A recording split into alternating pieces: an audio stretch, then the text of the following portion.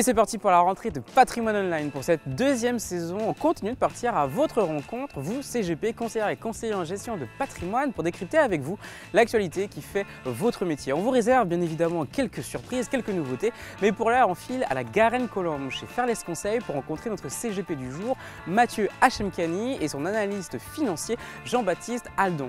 En studio, on a parlé intelligence artificielle et de son empreinte carbone. IA et ESG sont-ils réellement compatibles? Et puis enfin, être un bon CGP c'est bien, le faire savoir c'est encore mieux, et pour ça on est allé voir Paul Hack du cabinet Comme les CGP pour avoir son avis et ses conseils. Patrimoine Online saison 2, c'est parti.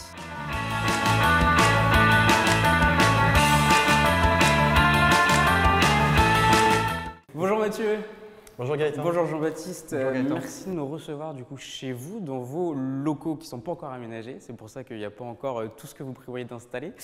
Mathieu, vous êtes fondateur et dirigeant de Fairless Conseil. Jean-Baptiste, vous êtes responsable analyste financier.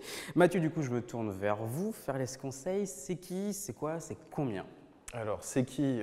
Déjà, c'est une société qui est gérée par moi depuis le 1er avril 2015 et on est 5 personnes. Donc il y a 2 conseillers en gestion de patrimoine, dont moi, un responsable analyste financier qui est JB, plus un assistant pour lui et une personne qui s'occupe de l'administratif avec nous. Des expertises particulières, des spécialités, ou vous êtes toute classe d'actifs On est toute classe d'actifs. Après, on aime beaucoup les stratégies et montages patrimoniaux à territoire national et un peu international. D'accord, ok. Bon, j'espère que vous avez passé un bel été, que vous êtes bien reposé. L'actu était un petit peu en pause, surtout contre les épreuves des JO, mais il y en a quand même eu. On passe du coup tout de suite aux 3 actus que vous avez sélectionnées. C'est parti. Et la première actu que vous avez sélectionnée, c'est le rebond de la bourse à la fin de l'été, après quelques inquiétudes et un petit trou d'air. Oui, effectivement, la bourse américaine surtout s'est montrée très bipolaire ces derniers temps. On a eu un sommet mi-juillet qui était un petit peu optimiste et on a eu une sorte de baby crack, 12% de chute, 12 à 15% en ligne droite sur le Nasdaq, suite à 2-3 mauvais rapports sur l'économie américaine, notamment sur les PMI, les commandes des grandes entreprises et surtout sur le marché du chômage qui commence un petit peu à vaciller aux États-Unis. Je pense qu'on va en réentendre parler dans les semaines à venir, c'est le gros point aux États-Unis. Donc oui, effectivement, là, c'est des périodes assez tendues en ce moment en bourse. La bourse est très bipolaire. Alors, les soubresauts, ça va continuer puisqu'on l'a appris, ça y est, the time has come. La Fed va bientôt baisser ses taux. C'est Jérôme Powell qui nous l'a appris. C'était il y a quelques semaines il a annoncé que lors de la prochaine réunion, le 17 et 18 septembre prochain, ça y est, la Fed va baisser ses taux. On ne sait pas encore exactement de combien, mais normalement, ça devrait être bon. A priori, il y a de mémoire 75% de chance, en tout cas au moment où on fait cette vidéo, 75% de chance qu'on soit à une baisse de 0,25%. Tout à fait. Après, ça fait un petit moment quand même qu'on attend cette baisse de taux. Il y a le contexte économique qui fait que ça fait un moment qu'elle aurait dû même être annoncée. Et que ça a retardé. Est-ce que vous vous attendez du coup finalement à des changements particuliers, à des réactions violentes de la part des marchés? On a vu par exemple le S&P a progressé de 1,15% en clôture, le Nasdaq de 1,47%. Est-ce qu'il y a encore des changements qui pourraient être opérés ou finalement c'est déjà anticipé? Oui, il y a encore beaucoup d'incertitudes. On sait que ça va baisser d'ici la fin de l'année aux États-Unis, qui est le marché mondial directeur. Là où nous, on est un petit peu plus réservé, c'est-à-dire que la Fed envisage plusieurs baisses de taux, un peu plus que nous, on l'envisage. La Fed envisage une baisse de taux d'un point 1,25 d'ici la fin de l'année. Nous, on est un peu plus réservé, on est sur du 0,75, 1%. Maintenant, ça, c'est une nouvelle qu'on attendait de longue date, pas vraiment de surprise. Là, ce qui est le plus important pour nous, ce n'est pas de suivre les réunions de la Fed, c'est plutôt de suivre les rapports, notamment du chômage, les PMI, qui ont vraiment fait vaciller la bourse entre le 15 juillet et le fin juillet. Là, on a eu vraiment une bipolarité extrême, des choses complètement inexplicables. Là, ça a remonté tout aussi vite. En à peine 10 jours, on a récupéré ce qu'on a perdu en 15 jours. C'est historique aux États-Unis, on n'a jamais vu une telle baisse comblée en aussi peu de temps. Donc là, on est vraiment, le mot-clé, là, c'est la bipolarité. C'est les rapports du chômage qui vont mener la politique de la Fed. Les nouvelles sur les baisses des taux sont bonnes. Maintenant, on ne sait pas à quelle ampleur, à quelle vitesse encore ça va descendre. Donc c'est pour ça qu'on va suivre les rapports du chômage. Aujourd'hui, il n'y a plus que ça qui intéresse les investisseurs, c'est le chômage aux États-Unis, qui est monté un peu plus vite que prévu. Puisque ce qui fait peur aux États-Unis, c'est le mot récession que personne ne veut entendre parler. Voilà. Donc voilà. Il y a des grands économistes qui prouvent que quand on a plus de 0,5 points de chômage, comme ça a été le cas là récemment, on est mécaniquement en récession. Maintenant, ça c'est des théories économiques, on va le voir d'ici la fin de l'année, mais il y a eu quelques couacs sur les recensements des actifs. Disons que les Américains ont compté beaucoup de travailleurs non déclarés dans les actifs. Là, il va y avoir un rebalancement, Un rééquilibrage. On va rééquilibrer tout ça. Voilà, ça va baisser. Maintenant, l'ampleur de la baisse, on va la voir dans les semaines à venir. Et il y a un autre sujet aux États-Unis, j'ai l'impression que tout se passe là-bas, toutes les inquiétudes sont focus aux États-Unis en cette rentrée, c'est bien évidemment la campagne présidentielle qui va se passer en novembre. Ce sujet-là, cette campagne, comment vos clients la vivent? Je crois que ceux qui sont notamment aux États-Unis commencent à être un petit peu inquiets. En début d'année, la campagne électorale a été bouclée. C'était sûr que du coup Trump devait être élu. Face à Joe Biden. Exact. Après, il y a eu un retournement de situation, un peu ce qu'on a vécu en France. Et les clients qu'on a aux États-Unis ressentent vraiment du coup une ambiance un peu comme nous on l'a ressenti en France, avec deux fronts. Et il y a énormément de tensions. Très polarisé. Exact. Donc ça se ressent aussi un petit peu comme crainte au niveau des marchés financiers. Ça a rebattu les cartes finalement à une échéance très courte de l'élection présidentielle. 2024 va être vraiment une année, surtout la fin d'année 2024, assez exceptionnelle. Ce qui est compliqué, c'est de se dire, quand on aime les marchés financiers, quand on aime la croissance, quand on aime l'argent, pour qui on est. Et c'est beaucoup plus complexe qu'on ne le pense, parce que nous, de notre petit état d'esprit français, on a toujours tendance à penser que les républicains font plus de bien à l'économie que les démocrates.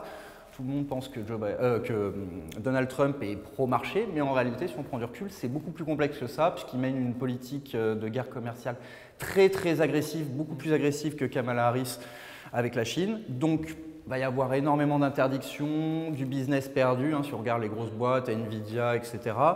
Mais par contre, suppression totale de l'impôt sur les sociétés. Donc c'est un petit peu compliqué de s'imaginer, mais nous, on aurait tendance à penser, et nos clients aussi, que Trump, aussi contestable soit-il de notre point de vue français, fait plus de bien à l'économie que les démocrates. On l'a vu sur sa dernière présidence.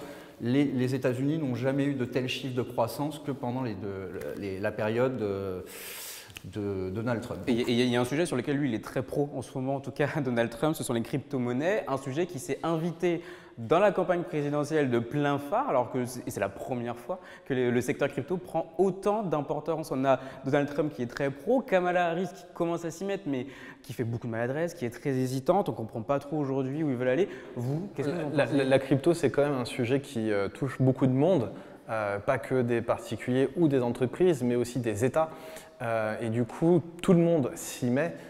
Ou tente de s'y mettre, déjà parce que forcément, en termes d'électorat, ça fait grossir un petit peu plus, parce qu'il y a beaucoup plus de personnes pro-crypto par rapport à il y a 5 ou 10 ans. Cependant, c'est quelque chose à manipuler avec précaution. Il n'y a pas que l'élection US qui peut faire évoluer le cours du Bitcoin en partie, ou d'autres cryptos, donc il faut être très vigilant par rapport à ça. Pour la suite, on reste d'ailleurs encore aux États-Unis. On retrouve notre journaliste du choc, Jean-Philippe Mas, spécialisé en gestion d'actifs. Il a interrogé Brice Bruna, gérant du fonds Odo BHF Artificial Intelligence, un fonds sur l'IA. Donc, on les écoute et on revient.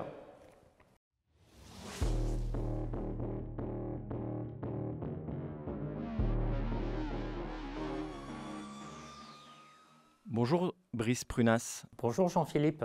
Vous êtes gérant chez Odo BHF Asset Management, en charge notamment du fonds Artificial Intelligence. C'est un fonds dédié au secteur de l'intelligence artificielle plutôt centré aux États-Unis. Je vais vous présenter le concept de cette rubrique. Je vais afficher à l'écran plusieurs images avec un chronomètre soit de 30 secondes, soit d'1 minute. Et vous devez répondre dans ce timing.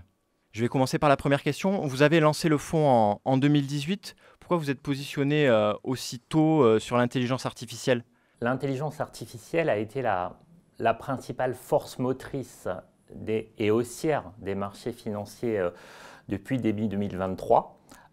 Et les investisseurs ne s'y sont pas trompés, puisqu'en fait, derrière l'intelligence artificielle, c'est la productivité de l'économie, la productivité des entreprises.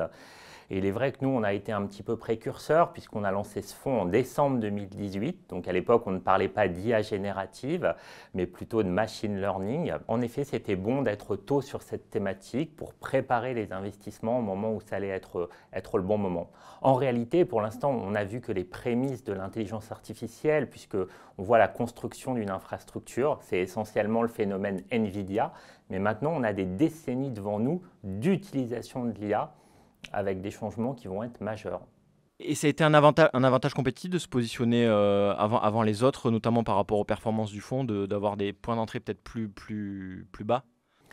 Ce qui est absolument clé quand on se lance tôt, c'est qu'en fait, on a des années pour faire le tour de la thématique, pour comprendre tous les titres qui sont pertinents par rapport au sujet.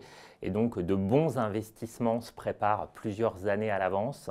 Et donc, par exemple, l'idée NVIDIA qui a fait le bonheur des investisseurs dans le fonds depuis 18 mois, c'est quelque chose en réalité qu'on a travaillé des années à l'avance. Le fonds est labellisé article 9. Est-ce que ESG et IA riment? J'aime beaucoup l'image que vous avez mise à l'écran pour illustrer votre question. En fait, votre question est légitime parce que souvent on stigmatise l'utilisation, la consommation d'électricité des data centers qui sont les vecteurs d'utilisation de l'IA générative. Mais en réalité, si on regarde que ça, on ne regarde qu'une partie de l'équation. D'autres parties de l'équation doivent être prises en compte. Par exemple, le fait que les plus gros acheteurs d'énergie renouvelable sont en réalité les Microsoft, les Amazon de ce monde qui sont les grands acteurs de l'IA. En réalité aussi, par l'évolution technologique, le couple performance-watt des puces de l'intelligence artificielle s'améliore d'année en année. On parlait de la loi de Moore dans les semi-conducteurs, maintenant c'est la loi de Wang, du nom du fondateur de NVIDIA. Rappelons enfin que l'IA va permettre la conquête de l'espace, la faciliter en tout cas, et c'est une manière aussi d'alléger la planète Terre. Est-ce que la future élection américaine va jouer sur les performances du fonds, tant à la hausse qu'à la baisse? Alors, vous l'avez dit tout à l'heure, le fonds est investi à 80% aux États-Unis, qui est d'ailleurs la partie du monde qui nous donne la plus grande profondeur d'idées innovantes liées à l'intelligence artificielle, dans la technologie, mais aussi dans la santé. Donc, par essence, le fonds est exposé à l'élection américaine. Après, il est vrai qu'on a des valeurs dans le fonds par sa diversification qui sont plus Kamala Harris, que je vois à l'écran, et d'autres qui sont plus Trump, par exemple dans le Medicare. Kamala Harris, par exemple, dans l'énergie renouvelable. Dernière question, est-ce que vous pensez que l'intelligence artificielle est une bulle? En fait, quand on comprend ce qu'est l'intelligence artificielle, c'est-à-dire un mouvement tectonique qu'on va voir qu'une fois dans sa vie, un mouvement qui va avoir des enjeux économiques majeurs, la productivité, des enjeux sociétaux majeurs, quand on pense à l'éducation, quand on pense au vieillissement, on va lutter contre le vieillissement avec de l'IA, des enjeux scientifiques et médicaux majeurs, on va sans doute battre le cancer avec de l'IA, on comprend en fait que ce qu'il y a derrière votre question, c'est la construction d'une infrastructure avec le cours de NVIDIA et de ses comparables qui a donné le tournis, mais la construction de l'infrastructure de l'IA, ce n'est que la partie émergée d'un iceberg où il y a plusieurs décennies devant nous. Donc mon message, il est clair, soyez investis dans l'IA parce que vous ne soupçonnez pas, je pense, ce qui nous attend sur toutes les dimensions que j'ai citées tout à l'heure. Donc c'est un raisonnement en dizaines d'années, voire centaines d'années? En tout cas, en décennies. Souvent, les évolutions majeures dont je vous ai parlé, qu'elles soient économiques, sociétales ou médicales et scientifiques, j'ai des horizons de temps 2028, 2035, 2038. Ça peut être des choses de cet ordre-là. Donc, on n'est pas sur un fonds spéculatif pour le trimestre. Il y a d'autres supports d'investissement pour ça. Il faut penser long terme, il faut avoir une pensée séculaire sur le thème de l'IA. Merci Brice Prunas. Merci Jean-Philippe. Messieurs, je sais que vous aimez bien l'IA, vous investissez vos clients sur cette thématique-là, mais quand on voit que de grandes entreprises comme Google, Microsoft, Amazon reviennent sur leurs objectifs environnementaux à cause du coût environnemental du développement de l'IA, que d'autres comme Meta recourent aux certificats d'énergie renouvelable pour alléger leur bilan carbone, est-ce que vraiment pour vous l'ISR, l'ESG est compatible avec l'intelligence artificielle ?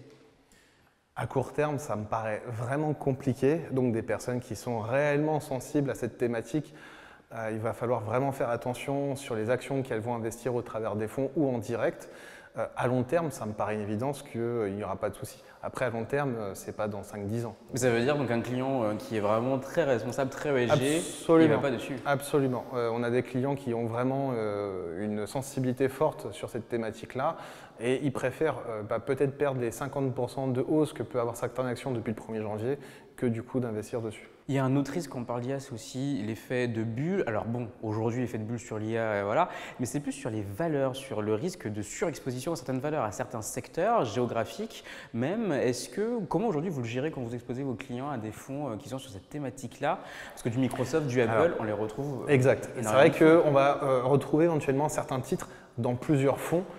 Donc la première chose à faire, c'est bien de regarder s'il n'y a pas de corrélation trop forte entre elles, parce qu'on peut investir sur de l'IA par exemple et investir aussi sur un ETF, sur un indice américain par exemple. Il va forcément y avoir des corrélations, mais pas aussi fortes qu'on pourrait y croire. Et donc au final, l'impact sur la performance ne va pas forcément être ultra baissière si les fonds en question chutent. Donc on fait déjà une corrélation et après, encore heureux, je pense, il n'y a pas que l'IA où on peut investir. Il y a eu le Japon qui a fait de très belles performances. Si on est sensible au risque, il y a la Turquie, l'Inde, c'est un peu particulier aussi. Donc il y a aussi d'autres opportunités, notamment en France. Un marché très intéressant si on veut sortir un petit peu de l'IA et pas être trop surpondéré sur l'IA, le marché de l'obésité, qui a fait ses preuves. 4 Américains sur 10 sont obèses. Si vous regardez les performances de 2 gigapharma que sont Eli Lilly et Novo Nordisk, on est sur des performances qui sont dignes de Nvidia, pour nous, l'année 2020… Vous parlez de fonds santé là pour le coup du coup quand on parle santé, oui, le traitement de l'obésité, voilà, donc là, c'est vraiment, nous, en ce moment, quand on n'investit pas dans l'IA, on va aller sur des mid-cap françaises ou sinon sur ces deux valeurs qui sont des valeurs sûres. L'obésité, c'est triste à dire, hein, mais il y en a 4 sur 10 aux États-Unis, ça ne fait que monter, ça monte dans tous les pays développés. C'est le fléau du siècle et c'est quelque chose que ces 2 labos pharmaceutiques ont réussi à développer et ils ont des chiffres remarquables qui sont dignes de l'intelligence artificielle. Mais c'est vrai qu'aujourd'hui, à l'heure actuelle, si on n'investit pas sur l'IA ou sur l'obésité, on a raté son année en bourse. Il n'y a pas de performance à aller chercher à court terme en dehors de ces 2 domaines-là. À court terme. Après, voilà. Rien à voir. Est-ce que vous êtes des bons communicants, messieurs? Alors, oui et non. C'est-à-dire qu'à mon avis, je pense qu'on se débrouille en communication, mais malgré nous. On ne cherche pas à faire de la communication peut-être au sens simple et littéral qu'on pourrait le comprendre ou l'entendre. On fait peut-être de la communication contre-productive, je ne sais pas. Notre stratégie de communication, c'est d'être assez cash sur ce qu'on dit. Peut-être limite pour certains, peut-être un peu vulgaire, mais c'est notre façon, voilà. c'est possible. Notre métier, c'est pas de dire à un client ce qu'il veut entendre, c'est ce qu'il doit entendre. Et Voilà. puis Ça lui plaise ou ça ne lui plaise pas, c'est pas le sujet, c'est lui qui fera son choix à la fin. Vous m'en dites plus dans 2 minutes. D'abord, on regarde Paul Hague qu'on allait interroger. Lui, il a créé Comme des CGP, c'est une société qui aide justement les CGP à communiquer. On le regarde, on l'écoute et on revient. Avec tout ce qu'ils ont déjà à gérer, s'il y a bien un domaine que les CGP ont un peu trop souvent tendance à négliger, c'est la communication. C'est sur ce créneau que Paul Hague a décidé de se positionner. Avec son associé Simon Cavaillès, ils ont créé la société de conseil en communication Comme des CGP. On le rejoint. Salut Paul. Bonjour Gaëtan. Ça va bien? Ça va et toi? Alors Paul, dis-moi, toi et ton associé Simon, vous êtes CGP de formation, CGP d'exercice et vous avez décidé de vous tourner finalement vers la communication. Alors pourquoi? Parce que c'est assez original ça comme parcours. Alors déjà parce qu'on nous l'a demandé, tout simplement. Fin 2020, on a créé une page Instagram avec Simon où on proposait du contenu pédagogique sur des sujets thématiques de patrimoniaux, donc qu'est-ce qu'une assurance vie, comment fonctionne la fiscalité. Et par la suite, on a eu du coup des cabinets de gestion de patrimoine qui sont venus vers nous, qui nous ont demandé en fait d'externaliser ces missions, donc de les faire pour eux, tout simplement. D'accord. De là est né Comme des CGP, donc en fait on a un petit peu fait le parcours à l'envers. On avait déjà les compétences patrimoniales, on avait exercé dans des cabinets pendant 2 ans, on avait un MBA en ingénierie patrimoniale également et on est passé de l'autre côté pour faire de la communication pour les CGP et donc on a dû se former à ces nouveaux métiers et depuis maintenant un peu plus de 3 ans, on les a accompagnés à la fois du coup sur cette communication mais aussi et surtout sur les stratégies de marketing, donc des stratégies d'acquisition de nouveaux prospects. Et alors justement, c'est quoi concrètement les 3 conseils, les 3 choses à faire et les 3 choses à ne pas faire en communication quand on est un CGP selon toi? Je dirais qu'avant de faire de la communication, déjà, il faudrait avoir les bases. les bases d'une bonne présence digitale pour les CGP, c'est-à-dire un profil LinkedIn propre, c'est-à-dire avec une photo de profil, une bannière et un titre, on va dire, professionnel. C'est vrai qu'il y en a qui n'ont pas de photo de profil, hein, Et quand ouais, même, hein, il y en a encore beaucoup. Et c'est dommage parce que quand on tape le nom du CGP sur Internet, c'est son profil LinkedIn qui ressort en premier. C'est toujours le lien qui est le mieux référencé. Et donc pour ces clients, c'est quand même important qu'ils puissent marquer, avoir un profil LinkedIn professionnel. Et identifier la personne. Identifié, voilà, qui devienne identifiable et aussi qu'il ait une fiche Google avec des avis clients. Et une fois que ça c'est fait déjà, on peut commencer à communiquer. Je pense que c'est à partir de ce moment-là qu'on s'y met. Donc un bon profil LinkedIn, un bon site internet et en même temps faire attention aux avis Google du coup. Oui voilà, faire attention aux avis Google. Alors là, ça va aussi être un sujet parce que les avis Google, ils ne sont jamais certifiables à 100%. Le site internet, je ne le mettrai pas tout de suite en premier plan parce qu'au final, ce n'est pas forcément obligatoire en début d'activité. T'es en train de dire que je suis has-been, c'est ça, Vol? C'est pas exactement ça, mais on peut le mettre plus tard, le site internet. Une fois que le cabinet est déjà établi, il peut commencer à faire de la communication, 3-4 posts, en étant cohérent, régulier. D'accord. Je pense que c'est déjà bien. Et par contre, les avis Google, là, on fait gaffe. Les avis Google, on fait gaffe. Après, ce qui est intéressant avec les avis Google, c'est qu'on peut les demander à qui on veut. C'est-à-dire qu'on peut les envoyer à ses clients les plus fidèles. On peut, on va dire, segmenter les envois de demandes d'avis Google, tout simplement. Et comment on gère des mauvais avis Google? Très compliqué. On répond pas? Alors, il faut répondre, toujours répondre. Il faut toujours répondre. Après, c'est sûr que les avis Google, on n'a pas le pouvoir parce qu'en fait, c'est Google qui a le monopole. Et c'est lui qui décide les avis qu'on peut supprimer ou les avis qu'on ne peut pas supprimer. Alors, petit conseil du coup pour les CGP, c'est si jamais un client n'est jamais venu sur votre lieu et qu'il a déposé un mauvais avis, ou alors si c'est un confrère ou autre, et que vous avez la capacité de prouver que vous n'avez jamais été en relation avec cette personne-là, il faut le dire. Il faut le dire à Google et à ce moment-là, Google pourra supprimer l'avis. Ça, on le voit effectivement, il y a beaucoup de restos qui font ça, des gens qui, qui lâchent de très mauvais avis et les restaurateurs qui répondent en disant vous n'êtes jamais venu. C'est vrai, c'est vrai. Et du coup, les 3 choses à ne pas faire, genre vraiment, et les 3 plus grosses erreurs en communication que tu as pu voir? Je pense que les plus grosses erreurs en communication, déjà, ça serait de partir sans avoir fait les bases, dont on a discuté tout à l'heure, c'est-à-dire publier sans avoir de photo de profil, des choses comme ça, c'est un peu bizarre. Au-delà de ça, je dirais, c'est penser que la communication, c'est du marketing. C'est-à-dire que penser qu'il faut faire de la communication en disant venez, je vous offre un audit patrimonial offert, ou faire des choses un peu trop pushy comme ça, c'est pas forcément le mieux.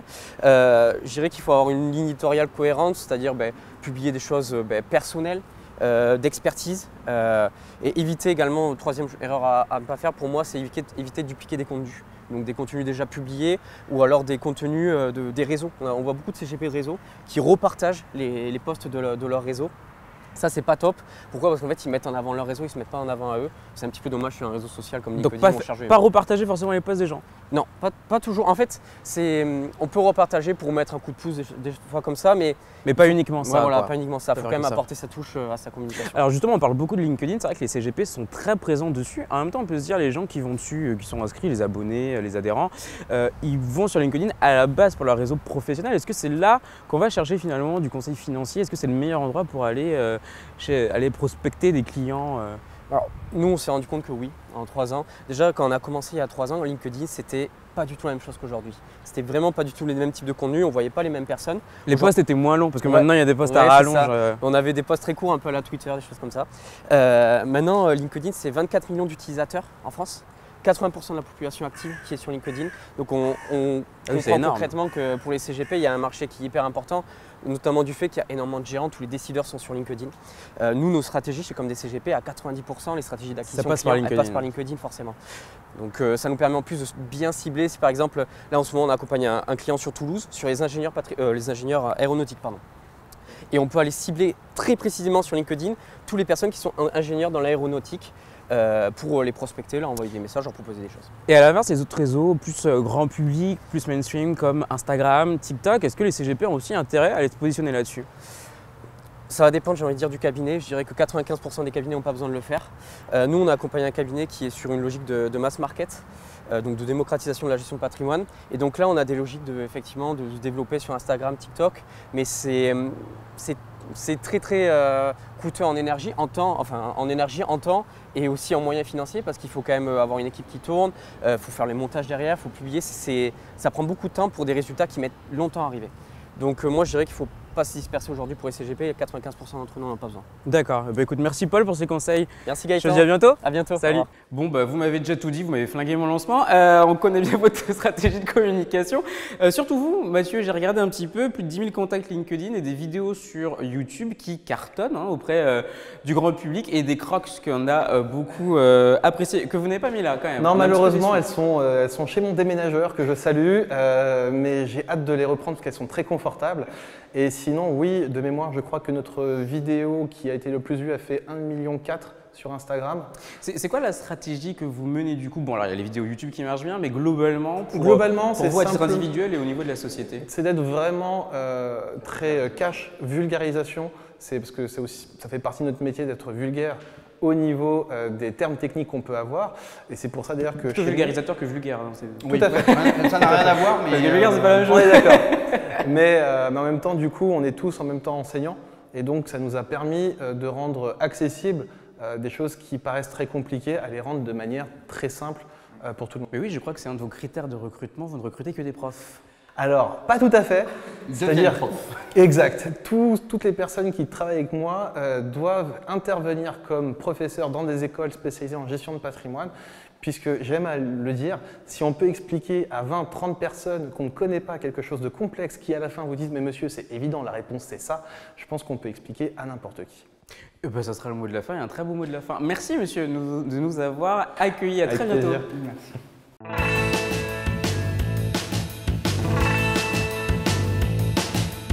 Et avant de se quitter, n'oubliez pas de noter nos 2 prochains rendez-vous, le 19 septembre prochain à Nantes pour les cercles de l'AGFI et surtout le 25 septembre à Lyon pour une émission exceptionnelle tournée à Patrimonia, le salon de la gestion de patrimoine sur notre stand G66.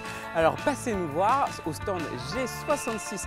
D'ici là, on se retrouve sur nos réseaux, sur internet, prenez soin de vous et je vous dis donc au mois prochain à Lyon pour un nouveau Patrimoine Online.